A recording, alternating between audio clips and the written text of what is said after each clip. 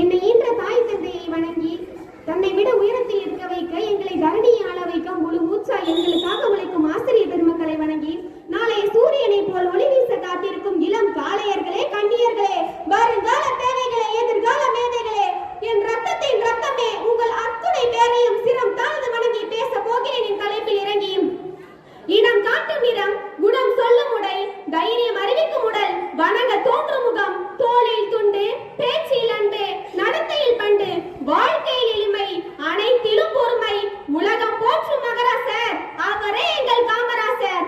அரசியலை காதலுக்கு அர்ப்பணிப்போர் மத்தியிலேயே காதலையே அரசியலில் கரைத்து விட்ட கங்கை அவர் எங்கள் காமராசர். ஈன்ற பொழுதில் பெரிதுவக்கும் தன் மகனை சான்றோன் என கேட்டத்தா என்றார் வள்ளுவர். இக்குறள் கூறுவது போல சிவகாமி அம்மாள் தான் இத்தகு பெருமைக்குரிய தாய். இவரின் புதல்வரான நமக்கெல்லாம் கல்வி கண்ணை தந்து காலம் போற்றும் கர்ம வீரர் காமராஜரை பற்றி சொற்பொழிவாற்ற போகிறேன். எனது சொற்பொழிவில் சொல் குற்றம் பொருள் குற்றம் இருப்பினும் பொறுத்தருள்க. காமராஜர் விருதுநகரில் 1903ஆம் ஆண்டு ஜூலை 15ஆம் நாள் குமாரசாமி நாடாருக்கும் சிவகாமி அம்மையாருக்கும் மகனாக பிறந்தார். தனது கல்வி படிப்பை சத்திரிய வித்யாசாலா என்ற பாடசாலையில் பயின்றார். படிக்கும் பொழுதே பொறுமையுடனும் விட்டுக் கொடுக்கும் மனப்பான்மையுடையவராக திகழ்ந்தார். அவர் சிறு வயதிலேயே அரசியலிலும் சுதந்திர போராட்டங்களிலும் ஆர்வமாக இருந்தார். தனது 16வது வயதில் காங்கிரஸில் உறுப்பினரானார்.